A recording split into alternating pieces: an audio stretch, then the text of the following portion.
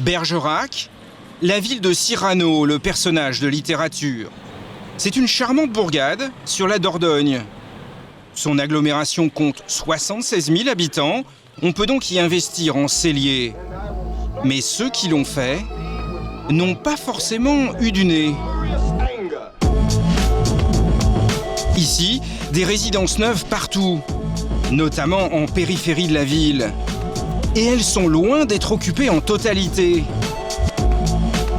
De nombreux appartements toujours disponibles à la location. Et c'est la même chose en centre-ville, dans l'ancien. Des écriteaux à louer un peu partout. La ville a beau être éligible au cellier, il n'y a pas ce fameux besoin locatif. Ce que nous confirme un agent immobilier.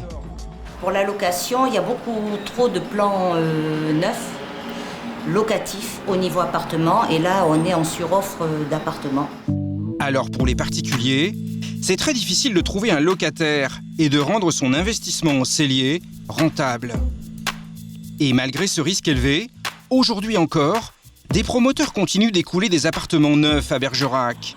Et ils n'ont aucun scrupule à vous garantir que vous allez réaliser une bonne affaire. Ce jour-là, en caméra cachée, nous nous faisons passer pour des Parisiens qui ne connaissent pas le secteur. Le vendeur nous propose un 2 pièces, vendu 87 400 €, déjà terminé, qu'il peut donc nous faire visiter. Et selon le commercial, on peut lui faire confiance. Dans sa résidence, il n'y a aucun problème pour le louer. C'est même sa société qui s'en occupe.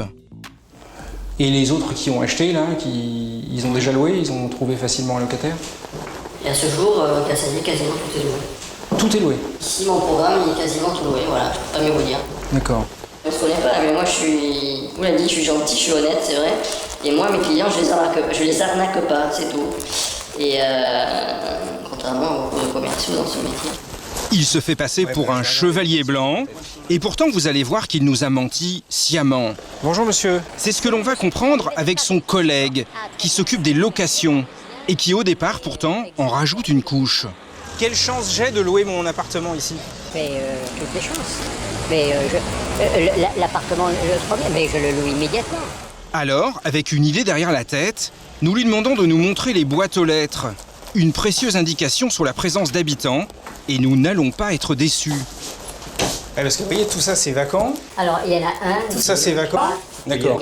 Parce que là, il y a une majorité de boîtes sans nom, donc ça veut dire qu'ils sont pas... Oui, les boîtes sans nom, ce sont des T3. Et les T3, ils étaient à 650. Et 650 pour Bergerac, c'était trop. Il est un peu gêné de le reconnaître, mais les 3 pièces, apparemment trop chères, n'ont pas trouvé preneur. Et il finit même par nous lâcher combien il y a en fait d'appartements loués. On en a loué 22. Il y en avait 5 quand je suis arrivé, Ouais. et j'en ai loué 17, ça fait donc 22. Ils en ont loué 22, mais ce qu'il oublie de nous dire, c'est qu'il y a beaucoup plus d'appartements dans la résidence. C'est écrit sur le descriptif du programme. Il y a tout de même 52 appartements. Il en reste donc une trentaine qui ne sont pas habités. Or, selon le commercial, la plupart ont été vendus en cellier et sont destinés à la location. Il y a donc une vraie difficulté à louer ces appartements. D'autant plus, on l'a vu, qu'il y a une suroffre de logements dans toute la ville.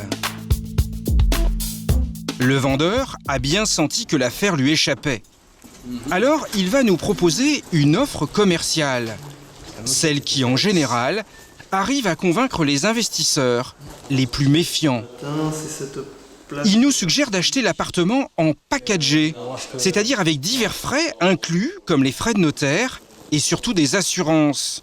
L'une d'elles permet justement de se prémunir contre le risque de ne pas trouver un locataire. Et là-dedans, le promoteur, lui, vous assure pendant 1 an, si votre appartement n'est pas loué pendant 1 an, c'est le promoteur qui paye. D'accord? Donc c'est vous qui payez si je l'ai pas loué? Dans le cas du packagé.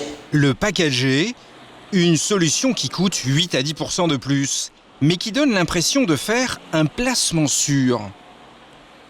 Et si jamais vous ne le louez pas, j'ai l'assurance. Carence de locataire. Bah ouais, vacances locatives. Vacances locatives.